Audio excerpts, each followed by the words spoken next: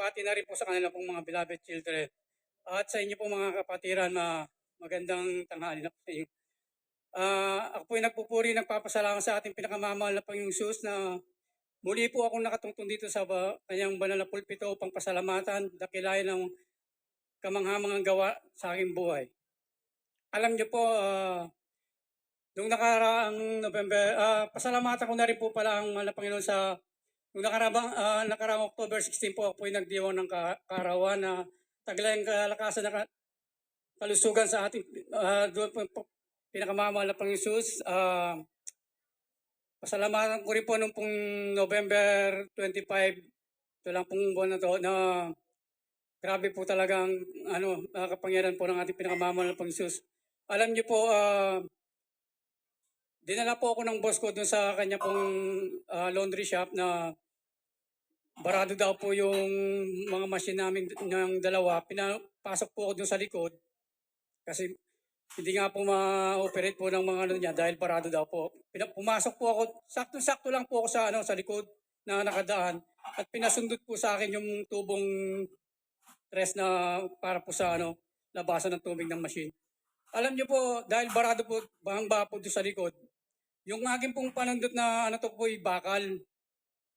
Ang lapad niya po nasa 1.5 inches po ang lapad niya at medyo matigas.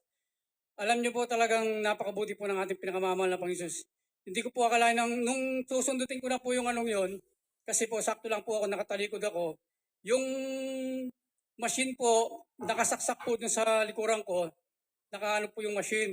Hindi ko po alam na yung aking pong panundot ay sumiksik na po pala dun sa outlet. Bali, sumigit po siya, halos lumuwag po yung pagkasaksak ng machine. Alam niyo po nung tatlong beses, apat na beses ko pong pinasok yung pagsundot po dun sa tubo, bigla po nanginig po ako. Parang may po sa akin ng bitawan mo. Alam niyo po na kuryente po talaga ako kaya nanginig po ako. Nagpapasalamat po ako sa ating pinakamamahal na Panginoon sa pag-iingat niya. Basa pa po yung tinutungtungan ko pero wala po akong guwantes, talagang bakal po yung hawak ko. Alam niyo po, hindi pa po natatapos yan. Kinabukasan po, tumawag po ako doon sa anak ko. Doon po sa Pampanga, kinumusta ko po yung bahay niya, yung kwarto niya po kung na-finish na. Sabi niya, pa, hindi namin yung mason kasi na-disgrasya. Sabi niya kasi, na-kuryente, sabing ganun. Sabi ko, napag-isip ko po, tinuloy niya po yung kwento niya. Sabi niya, na-kuryente, yung bakal na hawak niya, sumabit doon sa may bakbak ng wire, sabi niya. Tapos, ang nangyari sa kanya, naputol yung dalawang kamay niya. Sabi niya, alam niyo po, binubulay-bulay ko po nung kahapon lang po yung nangyari sa akin, nakuryente ako. Basa po yung hinahapakan ko, hawak ko po yun, nakuryente rin po ako.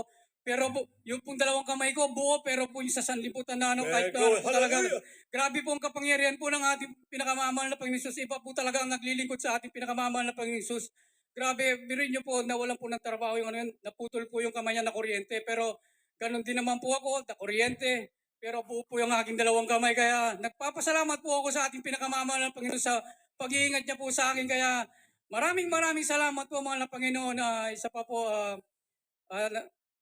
alam niyo po sa mga gastusin po natin talagang pag nagsabay-sabay po talagang kulang po yung Hindi ko naman po minamalit ang aking sarili. Pero totoo po, niluluwalhati ko lang po kadakilaan ng ating pinakamamahal na Panginoong Hesus. Alam niyo po, dumating po ang bill namin na alas nagsabay-sabay po, kuryente, gasol, tubig. Talagang magkano lang naman po pero sabi ko po sa mahal na Panginoon, kasi nagkaroon po ng disconnection na po yung aking kuryente. Nasa 1,250 po. Nagsabay-sabay nga po, kaya medyo nagipit po ako. Alam niyo po, nag-pray lang po talaga ako sa ating pinakamamahal na Panginoon Jesus. Lunis na po yung sabi ko, mahal na Panginoon, alam ko po buhay kayo at makapangyarihan. Sa ngayon po wala po akong magagawa pero kayo po ako meron. Pero alam niyo po napakabuti po ng ating pinakamamahal na Panginoong Hesus. Lunes po puputulan na po yung kuryente ko dahil may disconnection na nga po ako. Sabado po may ginamit po ang ating pinakamamahal na Panginoong Hesus na nag-provide po ng aking pambayad po sa kuryente. Talagang kahanga-hanga ang ating pong pinakamamahal na Panginoong Hesus. Maraming salamat po talagang.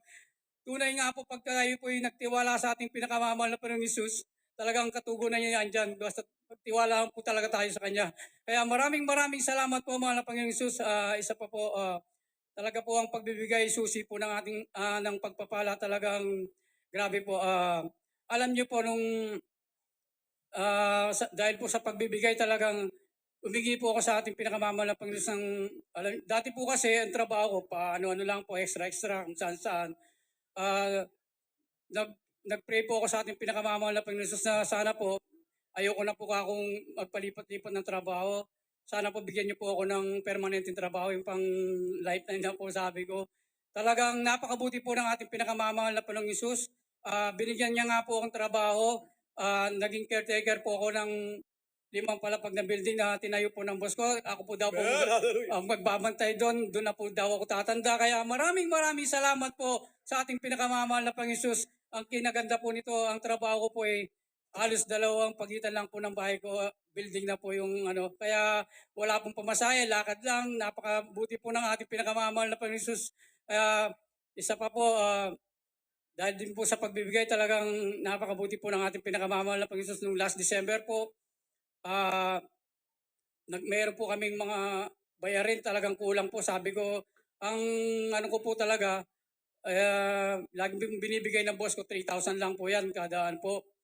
Sabi po ng beloved wife ko, paano mo mapapagkasya yan? Ang utang natin nasa 7+. Sabi niya, sabi ko, magtiwala lang tayo sa ating pinakamamahal na Panginoong Hesus, siya magpo-provide. Sabi ko, malulusutan natin yan. Kaya, alam niyo po, napakabuti po ng ating pinakamamahal na Panginoong Hesus. Yung 3,000 po na sinasabi namin na ibibigay po ng boss ko, tinimes 5 pa po ng ating pinakamamahal na Panginoong Hesus. Kaya napakabuti po ng ating pinakamamahal na Panginoong Hesus. Sobra-sobra pa po ang binayaran namin utang, may sobra pa po. Kaya hanggang dito na lamang po ang pinakamataas na pagpupuri, paglulati, pagdakila, pagsamba ay tanging sa ating pinakamamahal na Panginoong Hesus po lamang. Praise the Amen. Lord.